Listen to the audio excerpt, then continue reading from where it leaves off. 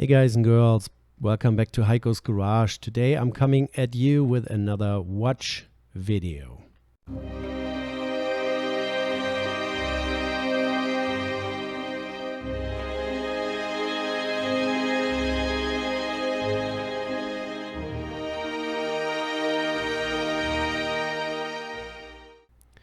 Watch in front of us is not a vintage watch. I've owned it for about 16 years. It was made as a special edition, a limited edition, actually initiated by one of my co-workers. Hey, let's make this watch and let's see how many guys want one of those. We went to a German manufacturer, Junkers. It's one of those old watchmaking names that probably in the more recent past has turned into mass production cheaper watches with quartz movements, and they do custom work, so you can order your own special design for your company or for someone as a retirement gift or something like that. I had already given up on finding out what model this watch exactly is, but then my coworker who initiated making this limited edition run back in the days actually came through, and he told me it's based on a 150-year Hugo Junkers limited edition that the Junkers watch brand had brought out to the 150th anniversary of Hugo Junkers, who was a pioneer scientist building aircrafts, airplanes, motors, and overall a great engineer and inventor, and they used that model as the base for customizations like the watch that you see now here in this video. And so one of my coworkers took it upon himself to create a watch in memory of a helicopter that the German Armed Forces were retiring in 2006. The helicopter that is actually printed here on the dial, the silhouette of this helicopter is a BO-105 made by Messerschmitt, Bolkov and Blom somewhere between the early 70s and beginning of the early 2000s. It was in production quite long.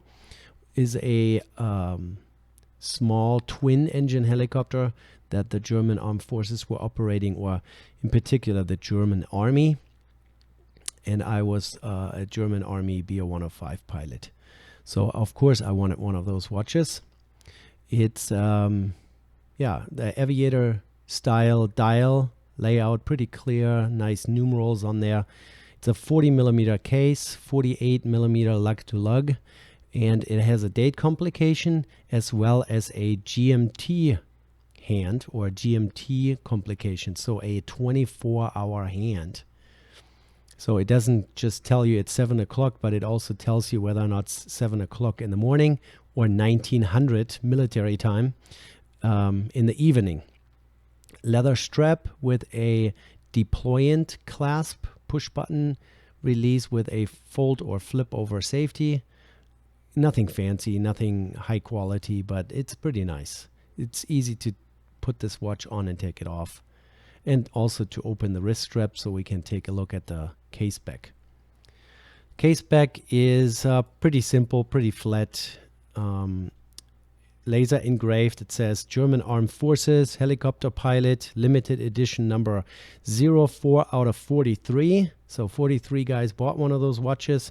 It also has my old German Armed Forces pilot license number on it, and my first and last letter of my last name, which used to be the initials that I used to use for stuff in the German Army.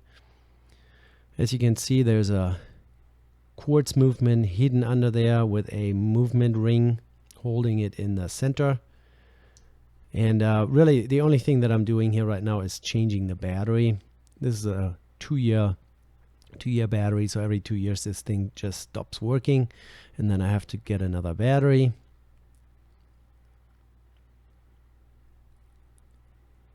You're supposed to not use any electrically conductive materials to pop the battery out. Most people use plastic tweezers to do that, and of course Heiko is using a screwdriver for it. Pops out pretty easily, and then pops in pretty easily as well. Yeah, so this limited edition, only 43 of those watches exist, and they were decorated on the back with the coat of arms, or the symbol of the German Army Aviation, which is the wings and the sword. And then every pilot got their individual personal pilot license number and their initials engraved on there. It's only water resistant to 5 atmospheres, or 5 bar, which is an equivalent of 50 meters, which in the watch industry is really barely water resistant. So with a watch like this, you gotta be really careful. It's not a screw down crown. I mean, the case back is screw on and has a gasket in it, but yeah, you will definitely get water in there, even if you're just wearing it in the shower. So I made the mistake already a couple times. I don't like to wear watches exposing them to water when it's a leather strap. Most, more sporty watches and watches that I would wear for any kind of activity are usually a silicone strap or a stainless steel strap. Leather is definitely, at least in my book, meant for dress watches that you should definitely not get wet. So now I'm playing around with this battery here. It's giving me a little bit of a hard time. You have to tug one side under and then move a little spring clip that kind of holds it in place. I decided to put it into my Time-Lab movement holder just so that it sits flat and doesn't move around all that easily. I'm still learning. I'm still practicing. That's why I do all those simple jobs before I get to the more complicated things, ripping a movement apart and cleaning it and such. So we're still in battery change environment. And like I said, now I will not use screwdrivers and metallic tweezers anymore, because you don't want to cause a short circuit in the movement and then damage it. And then you have a pretty paperweight. But I got lucky. I didn't cause any damage. I was able to get the battery in there without causing any trouble. Now I'm going to put this movement ring back in there. Goes in one orientation only. And it's also pretty cheaply made. It was resisting installation quite a bit. It just doesn't want to slide down. I'm trying to push it down with my tweezers. In the end, you will see me just use my fingers. I mean, at least I'm wearing finger cots, so I'm not leaving any fingerprints behind.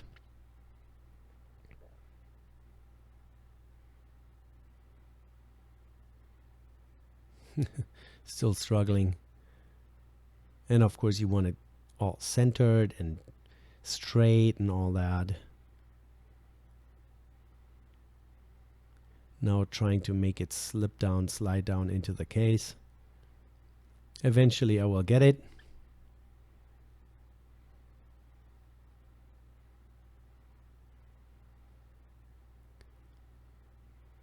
The watch is definitely nothing special, but it's a reminder of a pretty good time in my life. Flying that particular helicopter in the German Army. It was a anti-tank and reconnaissance helicopter, and we did a lot of low-level operations, 10 feet off the ground, 100 knots airspeed, yanking and banking around trees, and was some fun flying. The same type of helicopter is still being used for all kinds of operations all across the world, and the most famous application is probably the helicopter in the Red Bull Air Race team that they use for aerobatics whenever there are big Red Bull air races going on. So now we're putting the case back on. You can see the engraving there. Like I said, it's not very fancy. It's just laser engraved, very superficial, using my little Time-Lab case back opening ball I have since bought myself a JAXA tool, which can tighten a case back a little bit tighter.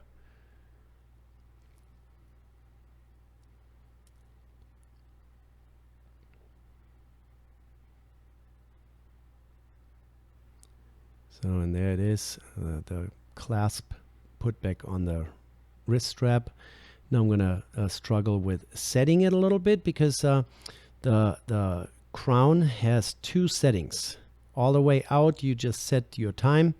You can see it's a hacking movement, so the seconds hand stands still, doesn't move while you're setting the time. You can see that the red GMT hand, the 24-hour hand, can be moved separately, individually. So you can first set your time, let's say, 11 a.m. and then you move the GMT hand to 11 instead of 2300. And then it also, of course, has a position where you can set the date complication, all individually. So that's pretty nice. Now, as I'm spinning the hands there, you can see that the GMT hand, the 24-hour hand, is following around. That's what it's supposed to do.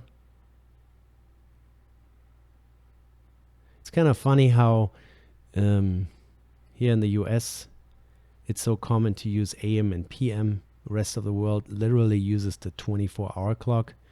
So 1 p.m. is 1300. I grew up with that, and especially in the military, that's a very common thing. Having that hand kind of helps. I guess if you're somewhere where you can't see the sun, you don't know if it's night or day, you can easily find out if it's AM or PM. Yeah, there's the clasp one last time with a fold over safety, 2 push buttons on the side. Pretty good looking watch. Like I said, nothing fancy. I think since we had it made in such small numbers, I think I spent around $250 at the time, which could be considered pretty expensive for a watch like this. All right, now it's running for another 2 years. You guys, I thank you for watching and for joining me. And if you want to see more content from my channel, please give me a thumbs up so I know to go ahead with more videos. And then if you like, you can subscribe and be notified when I post new content. Thank you guys. See you in the next one. Bye.